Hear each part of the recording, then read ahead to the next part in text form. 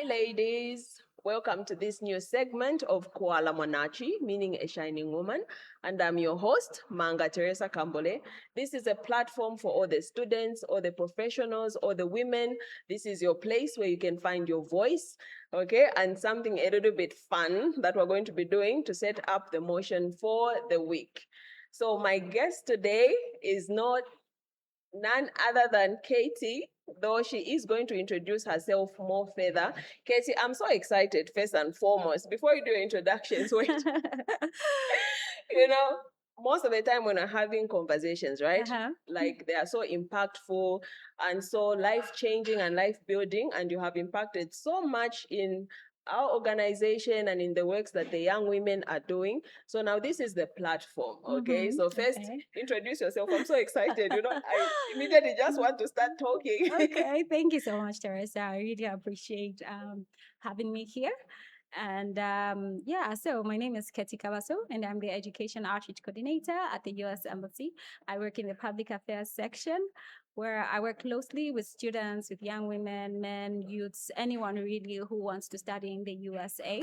I work closely with US institutions, looking at internationalizing their campuses. So anyone who wants to recruit students in Zambia, basically things to do with your careers, education, I'm your go-to person at the US Embassy. So thank you for having us, Teresa. Super excited Always a for this pleasure. talk. Always a pleasure. And for everybody that is listening in, I'm sure they would love to know, why are we dealing with the US Embassy? First and foremost, I am an alumni of IVLP, which is International Visitors Leadership Program 2025.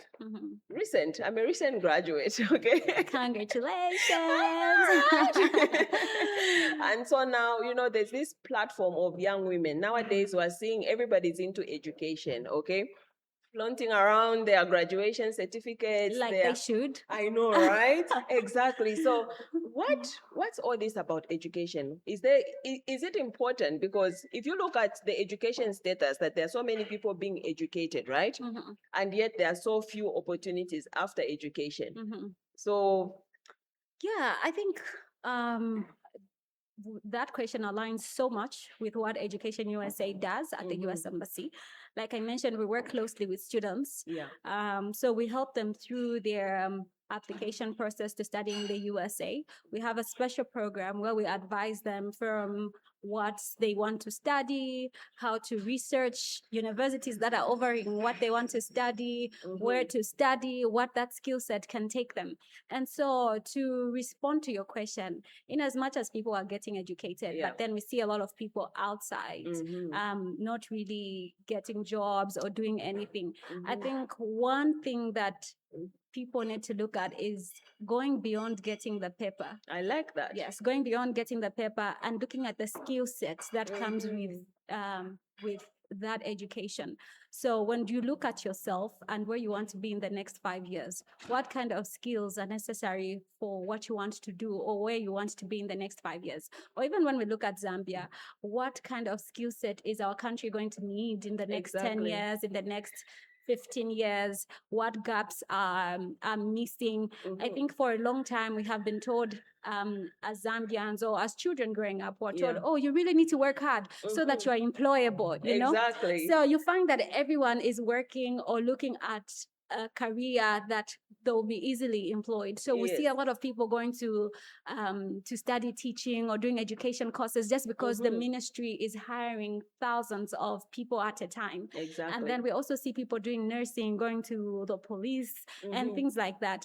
But then there are also other skill sets that people need to thrive in the country beyond getting their papers so that they can actually utilize that education that they are getting. So you need to look at the skill set that you are getting. And it's very good that when the students come into our education advising programs, we ensure that we walk them step by step through some of these processes on choosing, navigating careers to choose, looking at what they will need in the next 5 years, where can they work? Because we're not just working for employability, but what kind of gaps can they fill? Can they open institutions? Can they open companies? Can they be leaders of organizations, international organizations? Exactly. So US education really just gives them a diverse diverse set of skills, but then also widely, globally accepted papers that they can really use anywhere in the world. And so, I like the fact that you have been mentioning also the success part, because hearing your explanation is obviously giving me a hint of how successful some of these stories have been.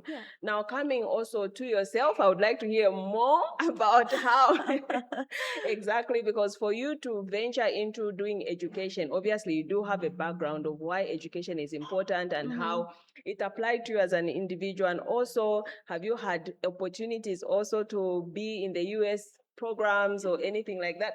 Let's hear more. Well, so my dad growing up always encouraged us to get educated. Yes. Because there are just certain places that education will take you. There are certain doors that will never open for you unless you really are educated. Not that education is the only way to success. There are so many ways. We've seen people who are doing so well and yet they've never been in class. But then there are just certain things that will never open up, a certain mindset shift that will never open up for you if you don't get educated. Yes. So growing up, I've always had that thing at the back of my mind, knowing that education is an equalizer.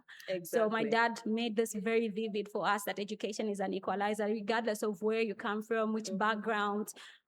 Education will really, really put you at the same spot as other people, especially for people who come in the compounds, people who come from underprivileged communities, people coming from similar backgrounds. You find that education opens up certain doors that they can mingle with people from backgrounds that they never thought they would ever mingle in. And then it also hits home because I have an education background. I'm a teacher. Oh, lovely. Yeah, so I used to teach in the Ministry of Education, and my first posting was in the rural area of Petauke. So wait, did you ever experience some of these, witch stories that we hear about, like, I slept and I found myself naked outside because I was in the rural area? No. I think you do remember there was a time when it was even on the news, right? I do, but mostly my stories were very positive. On the contrary, I heard them from people around, like, I think in the rural areas you hear about witch stories and ghost dreaming stories. Of a shukuru that I saw. Exactly. But I never experienced them. Nice. But through living with people who've experienced them, they were more like clearer to me, though I never had a personal experience, and I hope I never will. I know, right? Because some of the things that we're hearing were just so much. No, I've had some of my friends say they've experienced these things. And I think I had a friend once who got really sick, and she said she was seeing things coming in the house, and she lived alone. She was a young teacher. Yes. She was also in Petauke. So it was, the stories are there. And the strangest thing about these stories is, like, they always go to individuals that are not married, like a single nurse. A single teacher. I also heard a lot of my male friends say, even the male. We are seeing children's shoes outside, like they want us to marry girls from the community. So the stories are there. I haven't experienced them, so I'm not sure how true they are. But what I was trying to say is that when I was in Petauke, I really saw the power of education, because I saw kids who came from, I was at Petauke day school. Nice. That's where I taught. So that school is among the biggest day schools in the area. So would have kids come from very far areas, and then they will be renting houses around the school. So that was a huge culture shock for me. First of all, I'd never seen a grade 8 renting a house, a grade 10 renting, and you see a group of kids. Yeah, you see a group of kids living on their own. Like these are grade 8s, grade 9s, grade 10s, and they are renting nearby houses, and they'll come with dry foods from home. So they'll come with their chihuahuas, their beans, their mealie meal, and then they'll be cooking for themselves around there. So when you ask these kids mostly what they want to do after school, most of them would say they want to be teachers, they want to be nurses, they want to be police officers, because these were the careers that they saw within the community.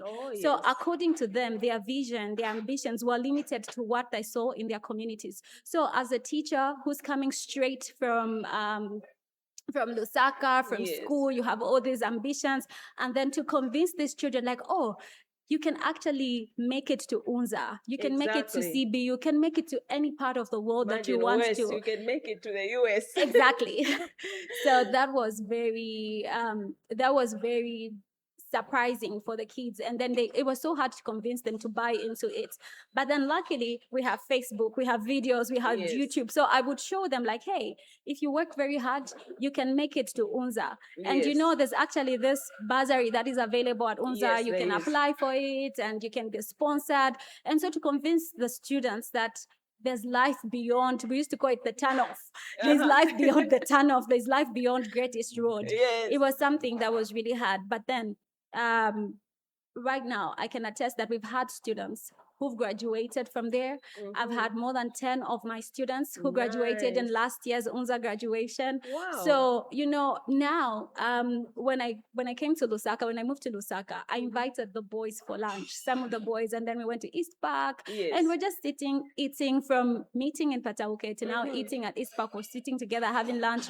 And one of the boys said, hey, madam, do you remember when in one of the lessons you said, hey guys, you need to pay attention so that at some point we'll be meeting at East Park and in other areas to have lunch, and this is coming to life. Happening. And just seeing the mindset shift, the transformation that just being at UNZA has done to these kids. And the thing that you have said that I like is mindset transformation. And the mere fact that I have been to the US as well, right? And then you're going to see that there's a sort of different type of mindset that is there that you're going to find even in the younger generation. Let's say maybe the alpha, beta, the what, they have this way of thinking that everything can be achieved. Okay. And I love the fact that when you look at our society now, most of the work, it has to be done on the mind.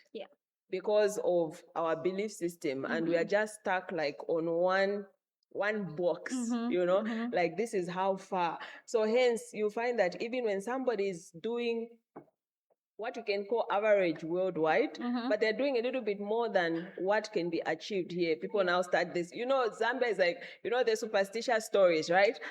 Nindo show you, this one is, she's selling herself, or she went to sell her ears, or she went to do this.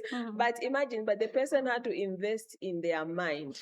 So as somebody that has been in the education sector, and then we're dealing with women, trying to bring out women to be the best that they can be through social norms and all that. Like, how has been the transition, like from the time that you started? Because you are the person that's an expert, and you can tell even when somebody comes to you to say this one can survive in the community, let's say taking this person to an university in the US. So like I mentioned, when our programs run for 18 months. Oh, nice. So as soon as the students come for our program, we usually advertise in January to March, open up for our EducationUSA Scholars Program. So people can apply to the Scholars Program around January to March. And then between April, May, we shortlist, and then we call out, we start the cohort. So we work with this cohort from March to around July the following year. So for 18 months. So as soon as they start the program, we start working on that readiness for them to transition to life in the US. So we have a diverse range of people that we take into these programs. We have people who come from affluent communities or affluent schools, and then we have students who come from underprivileged communities or communities that they are not so privileged to be exposed to certain things that they will definitely see in the US. So our program really ensures that these people are ready to transition to life in the US. So throughout the process, we're getting them ready, we're exposing them to new skills. We have people in the embassy community who mentor them. We have so many volunteers from the embassy community and from friends of the embassy like you who come and speak to them. So they speak to them about public speaking, about presentation. We have our HR team speak to them about attending interviews. So by the time they are really getting to transition to life in the US, they have the right skills to navigate a US college campus. So we really do a good job. Apart from that, as they are coming to the embassy, they are also preview to a lot of programming that happens in our American corners. So at the US Embassy, we have 3 American corners. So these are spaces or hubs for innovation, for entrepreneurship, for people to just learn about US culture. But then there's also a diverse range of programming that happens in the corners that people can utilize for personal development, for career development. So as the students are interacting with us at Education USA, we are also interacting with the American spaces. They're preview to the programming that is happening there, and they really take advantage of those programs. That's amazing. That's amazing. So like when you look at the individuals that can come or can apply, is there an age we're looking at? So before I go to this question, like the demographic, young women, like is it increasing, the ones that are applying, or has there been a decrease, or are we still struggling to get the young women out there so that they can shine, Mwanakazi? The women are really doing it. In the last TVETA applications, I was just looking at some statistics. You know that in most of the TVETA applications in Zambia, the women actually beat the men in applying for these programs.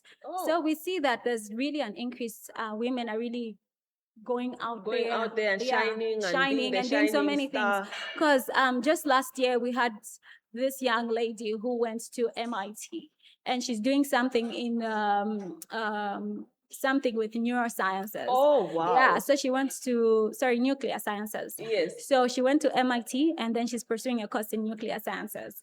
And this is a young lady who just came straight out of high school, was admitted at Massachusetts Institute of Technology. It's a very, very renowned US university. So we're so proud. We see a lot of young women applying in our scholars program. With the age range, we have two cohorts. We have the graduate cohort and the undergraduate cohort. So the undergraduate cohort is basically anyone who has come from high school. So we want people who completed high school in the past 3 years. Because they're still fresh and eager to get into university. Simultaneous equations. Exactly. Yeah, so we want students who graduated in the last 3 years. And the age range is anyone really who's above 16, or anyone who's able to travel to the US, either with parental consent, but someone who we are not setting up for failure, someone who can thrive on a college campus. College, there's no monitoring. So it should have to be your own boss, Exactly. And talking about college, like there was a very bad habit that I came to find. I'm not going to talk about which college it was. I leave it as a secret. Individuals, like they'll be given money to pay for their tuition, right? And then they'll assess the cost. If they're able to study, they won't pay for that course, but they'll pay for one that I get it. I get it. I just recalled. Now, are you able now with all that peer pressure? So you need somebody that's able we need someone who's able to, adapt to a college campus. So anyone, usually the students in our undergrad cohort range between 16 to 23 years. And then for the graduate cohort, it's anyone who's either gotten their bachelor's, their master's in the past 5 years. Oh, nice. So with that one, we want someone who's out of school, but has also had at least 2 years of experience working, utilizing their bachelor's or utilizing their master's, and then they can apply for a master's or a PhD. So these are grad studies. So anyone looking for a master's, a PhD, a postdoc. And they get like a full scholarship. There are those that there are different study options. There are different study options. There are self-sponsored students. We have students in Zambia who can afford to pay to a US campus. True. This country, even if people say, oh no, we are developing. No, Zambians have money. They do. So we have people who are just looking for information, so that we utilize the American spaces and Education USA just to point them in the direction like, hey, this is where you can find this information. This is what these colleges are offering here and there. And you just give them a few pointers, advice on what careers to take. So those are self-sponsored students. And then for some undergrad students, they can apply for scholarships. Now, the scholarships are very, very competitive. They're very competitive because you're competing against students from other countries. So we have very high achieving students in Zambia, and I must say that we've had several students get scholarships. We work hard. The sun is hot. Exactly. Everything is. So we have to make sure that everything in life we take it by force. Yeah, no, we've had students coming up and they just shining. I had a student the other year from John Lenge. He was at Kuwala Secondary School. And he, this boy is one of the most intelligent boys I've ever met. I keep saying this because I was so stunned to see him solving mathematics, and he has his own formulas and things like that. I like to talk about him. And so when he was applying to the US, he applied to 19 schools. Oh, wow. Yeah, and several of them admitted him, but 2 schools gave him full ride scholarships, meaning they paid everything for him. And then this other one, he was amongst the top 4 students that they picked from, the only 4 students they picked from Southern Africa. And then now he's thriving. He's at Vanderbilt University. He's in his 2nd year. He's always sending us things that he's doing. Oh, wow. And just recently, he was... he pitched for a project with his colleague who he was with here in Zambia in our scholars program.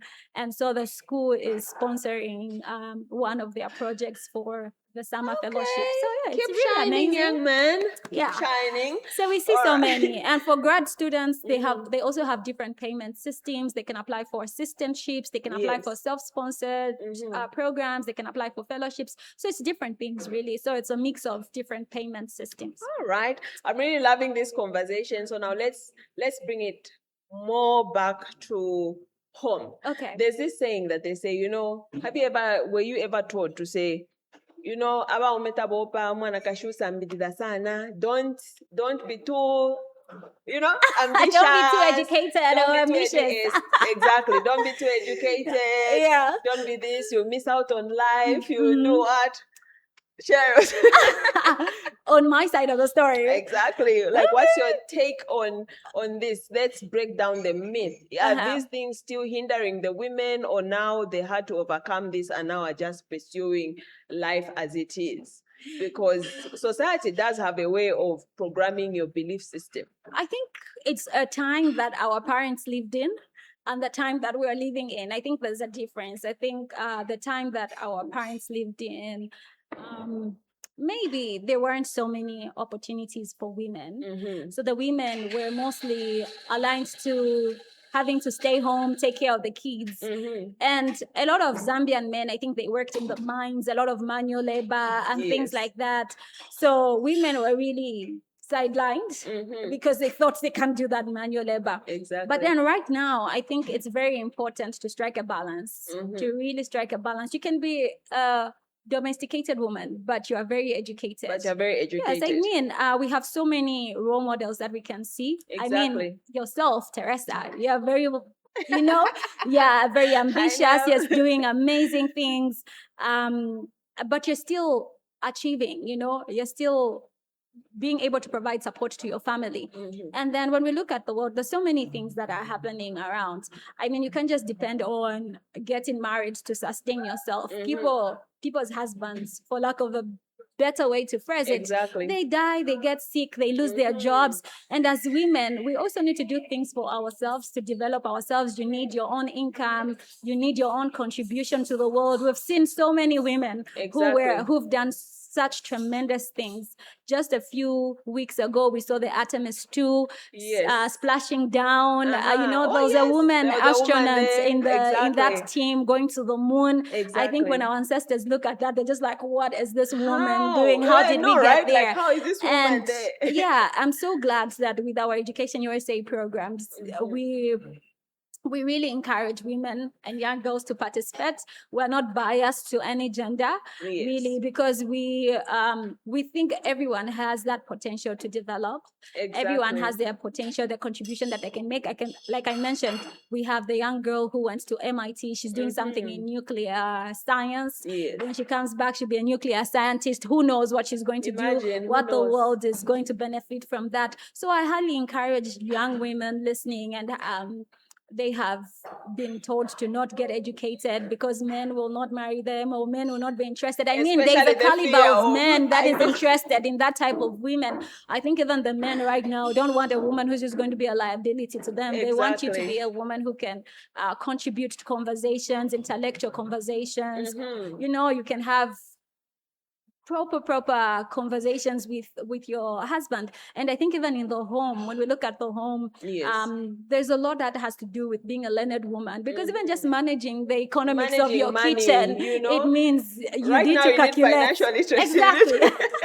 You need to budget, you need financial literacy information, you need first aid information if you're taking care of your children. So there's so many things that happen. I think the issue there should just be striking a good life balance balance, work-life balance as a career woman, as a And woman I who's love that educated. part. Yeah. Just maintaining that work-life balance. You can get best of both worlds. Exactly. Like we just have to balance, not the things that we hear about that no, when women are educated, they become rude. Those are myths that just have to be brought down. They have to be brought down. I mean, I don't think we are rude. Like even in our public affairs section, the woman leading our PAO is female, and she's doing a tremendous job leading the team.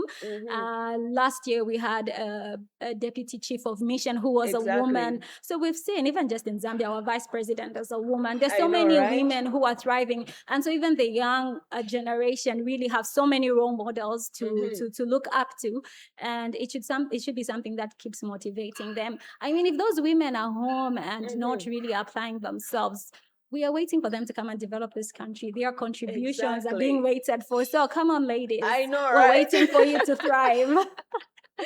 Wow, this has been a very great conversation. Sure. Do you have one last thing that you'd like to talk to this young woman who's, number one, we're living in this culture, we're living in this society, and she's thinking, she also is between those lines to say, if I get to education, I get too educated, I might miss out on a partner. Do you need to shrink yourself for you to be seen?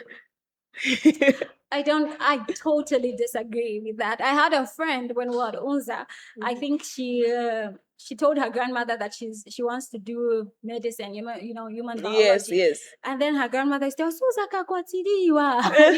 she came to us and we were laughing at that story. And I think there's so many women who've been told that. Yes. I think that shouldn't worry you. There's so many men out there who are looking for women just like you. Apart from doing it for the men, I think this is one thing that we really need to bring down. We need to do it for yourself. As a nation, where for a woman, they've been told to be a certain way so that they can be more appealing to men. Exactly. In the same light, neglecting themselves, neglecting their interests. I don't think we've had men being told, can you bring yourself down because no woman is going to accept you to a woman. So first of all, we need to do away with preparing the next generation for marriage or for conditioning them to give up a certain part of themselves so they can be more desirable to the male folk. I think let the young ladies be who they want to be, let them excel, and when it's time for them to get married, we can give them that marital counseling on how to keep their home and things like that. But then now let these young girls thrive in their careers, let them thrive in their education. They should not be put aside, set themselves aside, or let themselves go so they can they can be more desirable for marriage. For a person. I think they should do it for themselves, for their family, for the nation. There's so much contribution that women can give beyond the roles that society has put up for them. And then marriage should not be the first thing on their mind, especially for the young girls coming straight out of high school. I think the number one thing should not be marriage. Let them focus on their careers. And that's something and they will meet men in these circles. Don't tell me there are no men in college. Don't tell me there are no men in It's just that you get used to when you get used to hearing something over and over again, at the end you start thinking as if this is the truth. No. And mostly when we're doing these community works, like in I don't want to say a certain word, but in different communities around Lusaka. I'm not talking about where you go in the rural setup. I'm talking about right here. You find that a 12-year-old, her aim and her goal, even if whatever you're going to be telling her, her mind is already conditioned that at the end of it all, I just have to be somebody's wife. I know, because that also hits home, because I told you I was teaching in Petauke, then moved to Chipata. So I had students who were put out of class because they had to get married. And sometimes it was not even the students, it was the parents setting up these marriages for them. So my encouragement, especially to young ladies, I think when you want something, go for it. Stand your ground, get your education. There are so many resources available right now, resources that were not there, resources and information, support that our parents didn't even have. There are so many programs keeping girls in school. Education USA is one of them. We've had a lot of students graduate with good grades, but they don't know where to start. I would like to encourage them that Education USA is free of charge. So the services that Education USA offers, we don't charge for them. So students can just sign up to join our advising. And then they don't have to be in Lusaka. They just have to be in a place where they can easily access internet. So this is online. They can do their research online. We have virtual information sessions. Even when they're applying to colleges in the USA, they're applying to these colleges online. Oh, yeah. So if there are any students who are really interested, or anyone hearing this but knows someone in their community who would benefit from this, please send us an email. Our email address is lusaka@educationusa.org. Would really love to get in touch with those students and then advise them to apply to US colleges. Except this year, we've also increased the opportunities per se, because we're not just concentrating on colleges in the USA, but we are concentrating on US colleges that are also located all over the world, meaning students can apply to branch campuses or satellite campuses. I read about it on the US page. So they're not just really concentrating on colleges in the USA, but they can apply to branch campuses outside the US. So they can apply to Abu Dhabi, they can apply to any college, any US accredited institution outside the US. So girls, don't worry about the marriage stereotype and things like that. What if it's a prince from Abu Dhabi? I mean, and you have to go there first. Exactly. No, don't lower yourself, stand your ground, and the right person will meet you at the top. Exactly. Yeah. Oh, this has been so great. You know, our conversations, I feel like they need so much time because we always have so much to feed into each other. And I'm so excited. So before we end, I want us just to give our closing statement. Let me pass it. Thank you. Okay, so we are going to read this aloud to the women out there so that they are able to have something to go home with. So if you're listening at the end, so this is for you, for all the young ladies, for all the Mwanakazis that are shining. So let's go. I am allowed to grow. I am allowed to rest. Very important. I am allowed to shine fully and unapologetically. So be you. Yes. All right. Thank you. See you next on the episode. I'm sure you are excited to see the next person that is going to come. Thank you for having me. Bye-bye.